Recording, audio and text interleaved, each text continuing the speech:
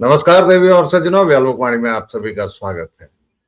आज फिर से हम लोग चंडू खाने की ओर चलेंगे और चंडू खाने की गप करेंगे। जैसा कि आप लोगों को कई बार बता चुका हूं कि चंडू खाना मतलब 30-40 साल पहले अफीम का नशा करने वाले लोग होते थे। वो छोटी सी गोलियां होती थी जिसको चंडू कहते थे, और उसको लेने के बाद लोगों की हालत ऐसी हो जाती थी, चाहे वो कितने भी बड़े नशेड़ी हों, वो 2-3 घंटों के लिए गाफिल हो ही जाते थे। और तब उनको चारपाइयों पर लेटना पड़ता था। वहां चारपाइयां लगी होती थी, कई को घर पर पहुंचाना पड़ता था और उसकी भी वसूली की जाती थी। मैं बार बार ये इसलिए बता देता हूँ 40 से 45 सेकंड में, ताकि जो नए लोग हैं, जो नए जुड़ रहे हैं, उनको पता चले। और ये हमने एक नई सीरीज शुरू की है 9 बजे सुबह की। इसमें अक्सर मैं अकेले बात करूंगा और कभी कभी हमारे साथ कुछ अतिथि भी रहेंगे। चंडू खाने में अक्सर ऐसी बातें होती थी जिनका दुनिया से कोई संबंध नहीं होता था। वो मंगल ग्रह की बातें होती थी, परग्रहीय बातें होती थी। और हम भारतवर्ष के लोग इसको एक विशाल चंडू खाना बना चुके हैं। भारत एक देश नहीं रहा, यह चंडू खाना है। जिसको भी जो मन में आता है, जब मन में आता है, वह बोलता है, वह सुनता है, वह करता है। और हमारे नेता लोग इस मामले में सबसे ज्यादा आगे हैं। लेकिन आज हम बात करेंगे सबसे पहले माफी वीर कहने वाले, जिनकी जुबान नहीं जल जाती है स्वतंत्र वीर सावरकर को माफी वीर कहने से। वो राहुल गांधी एक बार फिर से माफी मांग चुके हैं। जी हाँ, उन्होंने एक नया रिकॉर्ड बनाया है। उन्होंने करीबन दर्जन भर मामले ऐसे कर दिए हैं जिसमें उन्होंने माफी मांग ली है। और वह स्वतंत्र वीर सावरकर, जिनके पैरों की धूल में लगे हुए कीड़े मकोड़े के पैर में लगी धूल के लक्षांश के बराबर भी यह राहुल गांधी नहीं है, वो भाई साहब स्वतंत्र वीर सावरकर को माफी वीर कहते हैं। ताजा मामला है, शिवराज सिंह चौहान के सुपुत्र हैं कार्तिकेय सिंह चौहान, और उनके ऊपर स्कूट एंड हूट की नीति के तहत, थूको और भागो वाली नीति के तहत श्रीमान राहुल गांधी ने उनको पनामा पेपर्स में संलिप्त बताया था। पनामा पेपर्स क्या है, आप लोग गूगल करेंगे तो ज्यादा जानकारी मिल जाएगी। लेकिन संक्षेप में बताऊं तो पनामा पेपर्स में कुछ वैसे लोगों के नाम थे जिनकी अवैध संपत्तियां बाहर थी। और वो जो केमन आइलैंड्स या ऐसे नाम आप सुनते रहते हैं कि विभिन्न देशों के नेता जो टैक्स हेवन हैं, जहां पर नाम नहीं छूटता है, जैसे पहले स्विस बैंक होते थे, वैसे ही ऑफशोर अकाउंट्स होते हैं जिनसे पता नहीं चले कि ये पैसा कितना है, कैसे है। तो राहुल जी ने कार्तिकेय सिंह चौहान को उसमें संलिप्त बताया था, और कार्तिकेय सिंह चौहान ठहरे भाजपाई फांसीवादी। उन्होंने मुकदमा ठोक दिया और कहा कि यह अवमानना का मामला है, मेरी घनघोर अवमानना हुई। अब राहुल जी तो राहुल जी ठहरे, उन्होंने चट से, जैसे ही आज उनकी पेशी होनी है, 25 तारीख को भोपाल हाई कोर्ट में पेशी होनी थी, उस पेशी से अलग रहने के लिए और वैसे भी उस पूरे मामले से बचने के लिए राहुल गांधी ने कोर्ट में लिखित बयान दिया है, लिखित, कि मैं माफी मांगता हूं और मुझे खेद है कि मेरे बयान से आपको चोट पहुंची है। अब कार्तिकेय जी फिर से एक बार अपने बड़ों का मार्गदर्शन लेते हुए राहुल बाबा को फिर से छोड़ देंगे। जी हाँ, 56 साल का यह आदमी अभी भी बाबा ही है, क्योंकि यह विषधर भले है लेकिन इसकी बुद्धि या इसके समर्थक इससे जो करवाते हैं, और यह पूरे देश को अपने बाप का माल जो समझ के जिस तरह से चलता है या बाहें ताने हुए, उसमें यह समझ में आता है कि ये आगे भी ऐसा ही कर, क्योंकि ये इसका पहला मामला नहीं है। यह इससे पहले सुप्रीम कोर्ट में चौकीदार चोर है वाले बयान पर अनकंडीशनल अपॉलजी दे चुका है। नितिन गडकरी पर गलत आरोप के बाद इसने सफाई दी है, माफी मांगी है। स्वर्गीय मनोहर पर्रिकर से इसने राफेल पर बयान को लेकर खेद जताया हुआ है, क्योंकि इसने कहा था कि राहुल गांधी ने यह कहा था कि मनोहर पर्रिकर मोदी के राफेल के खरीद के फैसले से सहमत नहीं थे और वो उस समय रक्षा मंत्री थे। इस व्यक्ति के मुंह में बवासीर है। यह व्यक्ति जब भी जो भी मन में आता है वो बोलता है, और ये आज से नहीं, पिछले 14 वर्षों से माफी मांग रहा है। जी हाँ, ये पिछले 14 वर्षों से माफी मांग रहा है। ये इसमें से 2 तो स्वर्गीय हो चुके हैं, अरुण जेटली से भी ये माफी मांग चुका है। इसने जेटली को जूटली लिखा था। 2012-13 से शुरू करते हैं। नितिन गडकरी पर इसने भ्रष्टाचार का आरोप लगाया, कोर्ट में लिखित माफी मांगी। उसके बाद 2014-15 में गांधी की हत्या को लेकर, गांधी के वध को लेकर इसने आरएसएस को लपेटा, आरएसएस पर बयान दिया। आरएसएस के एक कार्यकर्ता ने मुकदमा किया। उसके बाद इसने फिर से कोर्ट में माफी मांगी, स्पष्टीकरण जताया, स्पष्टीकरण दिया अगर कोई कांग्रेसी इसको नहीं करता है तो।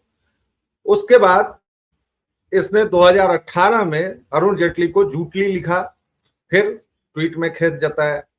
उसके बाद 2019 में इसने राफेल पर बयान दिया मनोहर पर्रिकर से, और उसके बाद उनको पत्र लिखा, लिखित में इसने माफी मांगी। उसके बाद 2019 में इसने राफेल को लेकर चौकीदार चोर है कहा, और इसने कहा कि सुप्रीम कोर्ट भी मान चुका है।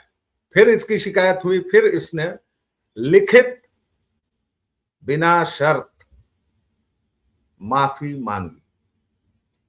तो राहुल गांधी हमारे देश की उस पीढ़ी और उन नेताओं का प्रतिनिधित्व करता है जो थूकने और भागने के माहिर होते हैं, क्योंकि उनको पता है कि वो कुछ भी कहें, कुछ भी करें, संसदीय प्रिविलेज का फायदा उठाकर वो कुछ भी कर सकते हैं। संसदीय प्रिविलेज से याद आया, कल दिशोम गुरु शिबू सोरेन को पद्म विभूषण से नवाजा गया। ये शिबू सोरेन वही हैं जो बाकायदा सूटकेस कांड में पकड़े गए थे। घूस लेकर उन्होंने नरसिम्हा राव सरकार को बचाया था, और यह प्रमाणित था। मैं उस समय किशोरावस्था में था, 92-93 की बात है, बड़े से हरफों में, और उसको मस्ट लीड कहते हैं अखबार का। जब आप पूरे अखबार में लगभग 8 कॉलम होते हैं, अगर आप देखेंगे तो आजकल कई में 7 भी होते हैं। 7 कॉलम को लेते हुए जब एक बड़ी मोटी सी हेडलाइन बनाई जाए तो उसको मस्ट हेडलाइन करें। तो गुरुजी कोट अनकोट, जो अपने पीए की हत्या में आरोपित थे, शिवनाथ झा, इसके अलावा कितने सारे मामलों में आरोपित रहे, वो झारखंड के राष्ट्रपिता हैं। अगर गनी महात्मा भारत के राष्ट्रपिता हैं तो दिशोम गुरुजी झारखंड के राज्यपिता हैं। वाह, क्या बात है। 50 लाख की ब्राइबरी थी मात्र। गरीब आदमी थे, आदिवासी आदमी थे। आज जो 20-20 करोड़, वो संजय राउत जो ऑन कैमरा गाली दे रहा है, ऑन कैमरा असंसदीय तो छोड़िए, वो तो बातें अब संसदीय हो गई हैं। संसदीय और संसदीय की परिभाषा बदलनी पड़ेगी। लेकिन जो ऑन कैमरा गाली देता है अपने विरोधियों को और पत्रकारों से कहता है कि इसको हटाना मत, वो आज भी प्रवक्ता बना हुआ है, वो आज भी नेता है, और लोग समय रैना को गाली दे रहे हैं। समय रैना तो कम से कम ये कह सकता है कि मैं तो छोटा सा बच्चा हूं जी, नन्ना मुन्ना बच्चा हूं। आखिर हमारे शक्तिमान भीष्म पितामह अंततः उसी नाली में जाके गिर जाते हैं। ये देश सचमुच चंडू खाना है।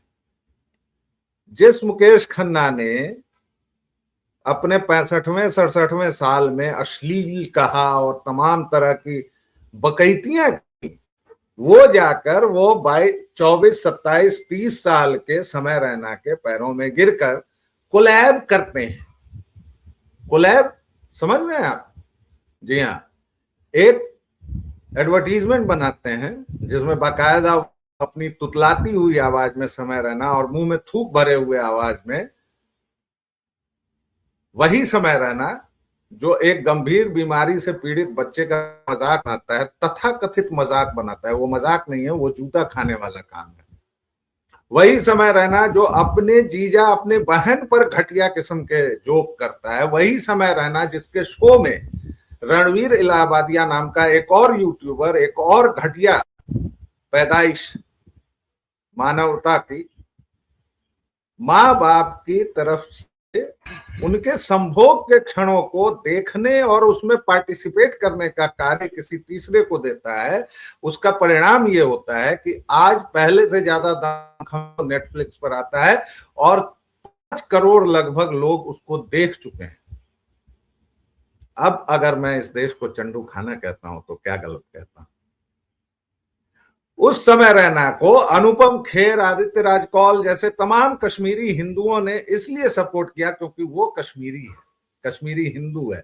वो समय रैना जो कश्मीरी हिंदुओं के पूरे नरसंहार पर पानी फेर देता है, कहता है कि हमने प्रतिरोध नहीं किया क्योंकि यही ठीक था। हाँ समय बाबू, यही ठीक था, क्योंकि आज आप तो करोड़ों कमा ही रहे हैं, लेकिन आपके माँ बाप, आपके बाप तो बच गए होंगे, क्योंकि राजेश रैना को मैं जानता हूं। तो आपके बाप तो एक मीडिया हाउस में नौकरी वोकरी कर चुके, और उसके बाद जो भी पैसा वैसा आप लोगों को मिला होगा, आप लोगों ने अभी भी आप लोग कश्मीरियत का वो राग अलाप रहे हैं, लेकिन आपने उन लाखों कश्मीरियों के बलिदान पर पानी फेर दिया, जिनको आरों से चीरा गया, जिनको रालिब गालिब चालिब के नारों के साथ हटाया गया।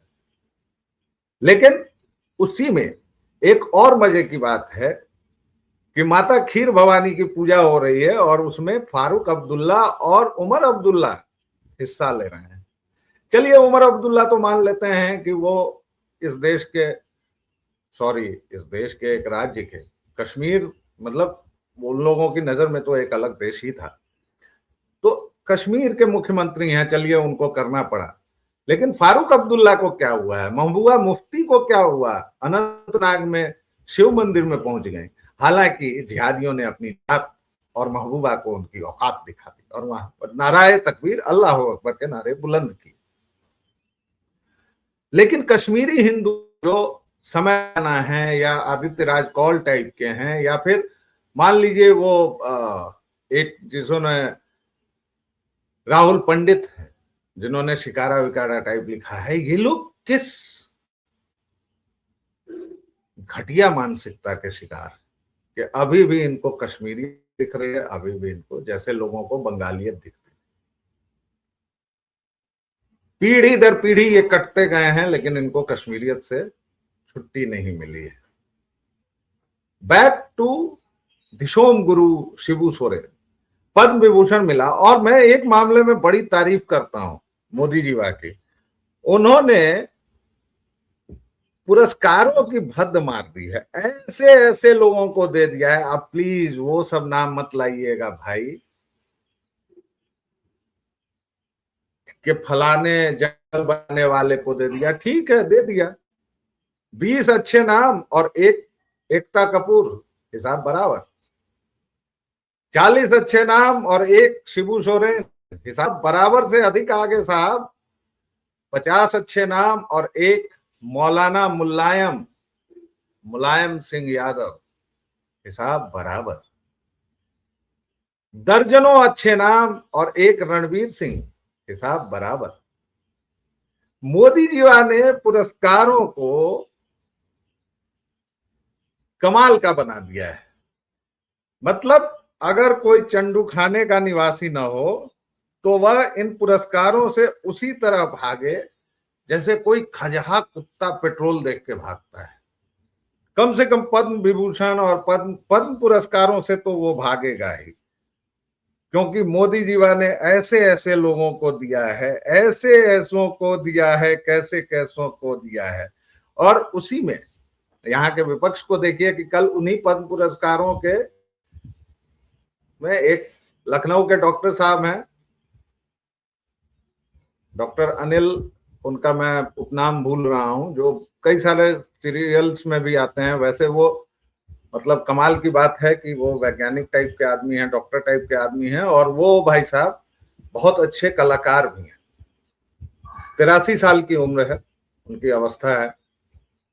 और पद्म पुरस्कारों के दौरान जैसे प्रणामापाती हो रही थी और वो निकल रहे थे, और तभी प्रधानमंत्री सबसे हाथ बढ़ाते हैं, उन्होंने नहीं देखा, स्लिप कर गए और विपक्ष इसको मुद्दा बनाने लगा। हमारा विपक्ष चंडू खाने का सबसे बड़ा प्रतिनिधि है, प्रधानमंत्री से हाथ नहीं मिलाया। देखो देखो देखो, प्रधानमंत्री का मुंह ऐसा है।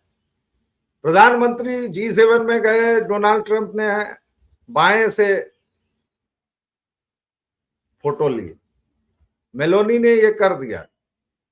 इस देश के तमाम मुद्दे बेड़ा गर्क हो सब चले गए हैं, थैंक्स टू राहुल विंची और एंड हिज कॉमरेड्स, कि अब असली मुद्दे भी नहीं है, कहीं आगजनी है लगातार एक के बाद एक। लेकिन इस सरकार को कोई नहीं घेर रहा है, केंद्र को कोई नहीं घेर रहा है, यूपी की सरकार को कोई नहीं घेर रहा है। लेकिन अचानक से राम मंदिर में चोरी का मामला सबके हृदय को भाने लगा है। दान पात्र से पैसे कैसे निकल गए। भाई, मंदिर उन्होंने बनाया, वो जो कर रहे हैं करने दो। तुम लोग तो मंदिर की जगह टॉयलेट चाह रहे थे, तुमसे क्या मतलब। लेकिन नहीं, यही हमारे विपक्ष की खासियत है। और ये पक्ष और विपक्ष बनता कैसे है, हम ही लोगों से। तो अंत में चंडू खाने की सबसे बड़ी बात, एक राज्य है बिहार, वहां का एक माफिया नेता है, माफिया सह नेता अनंत सिंह। वो पुलिस की जामा तलाशी लेता है। उसके घर जब पुलिस जाती है तो उसके लोग पुलिस की तलाशी ले लेते हैं। कमाल की बात है, और पूरे वीडियो पर कमाल है, वायरल है।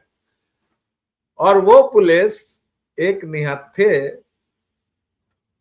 जो हथियार रख चुका है तो निहत्था ही हुआ, युवक को पॉइंट ब्लैंक 5 गोलियां मारती हैं, क्योंकि सम्राट चौधरी को योगी आदित्यनाथ बनना है। लेकिन सम्राट को अपनी गलती समझ में आती है, वो तुरंत न्यायिक जांच का और फलाने का आदेश देते हैं। बीएनएस की 5-6 धाराएं लगा दी जाती हैं। एक बिहार की ये पुलिस है, दूसरी उत्तराखंड राज्य की पुलिस है, और वहां तो आईटीबीपी भी है। वहां 4 गुंडे नीला घाघरा और वो बड़ी वाली टोपी पहन के, जो खुद को निहंग कहते हैं, वो चढ़ गए गुरुद्वारे पर। उन्होंने कहा कि असी न जाएंगे जी, तुसी जो करना है कर लो। और आपको पता है क्या हुआ, बाकायदा ससम्मान उनको बाहर निकाला गया। ये देश चंडू खाना नहीं है तो क्या है। हमेशा की तरह कुछ सवालों के साथ आप सभी को छोड़कर जा रहा हूं, और इसके हल क्या हैं इस पर भी हम लोग चर्चा करेंगे, लेकिन वह दूसरे वीडियोज में। इसमें केवल और केवल चंडू खाने की गप हम लोग करेंगे, चित्र विचित्र बातें जो केवल और केवल इस देश में संभव है। दूसरे देश में उस पर तत्काल प्रभाव से या तो गोली मार दी जाएगी या कम से कम 25-30 वर्षों के लिए जेल में जाना पड़ेगा। यह देश जिम्मेदारी से विहीन है, उत्तरदायित्वहीन है, और यहां आप कभी भी कुछ भी कह सकते हैं। इसीलिए एनसीपी की एक विधायिका उठती है और सदन में बोलती है कि हमें कुरानिक पॉलीगैमी चाहिए, क्योंकि हमारी किताब में लिखा है था। आपकी किताब में तो गधी भी उड़ती है, उड़ा दीजिए। इसी के साथ अभी के लिए इतना ही, और आप सभी का स्नेह और प्रेम बरस रहा है, लेकिन इस बीच आप लोगों ने थोड़ी सी रफ्तार कम की है, प्लीज उसे बढ़ा दीजिए।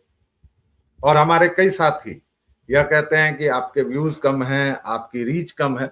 हाँ, कम है साहब, लेकिन आप जितने भी लोग हैं वह जितनी मजबूती से हैं और जितने हमारे शुभचिंतक हैं वो अगर बने रहेंगे तो हम बहुत जल्द अपनी रीच भी बढ़ाएंगे और हमारी आवाज भी बुलंद होगी। अगर आपको वीडियोस पसंद आ रहे हैं तो उसको प्लीज लाइक और शेयर कीजिए, क्योंकि लाइक करने से आपके वह वीडियोस और भी ज्यादा रेजोनेट होते हैं और भी ज्यादा लोगों तक उनकी पहुंच होती है। चैनल को अगर आप समर्थन देना चाहते हैं तो क्यूआर कोड और फोन नंबर नीचे दिए हुए हैं। इसके अलावा आप स्नैपचैट और थैंक्स वगैरह जो भी होते हैं, मतलब उतनी सारी चीजें, जो भी टेक्निकल चीजें होती हैं, उनके जरिए भी हमें सपोर्ट कर सकते हैं। अभी के लिए इतना ही। बहुत बहुत धन्यवाद। अगले वीडियो में फिर मिलेंगे, तब तक के लिए जय जय सिया राम।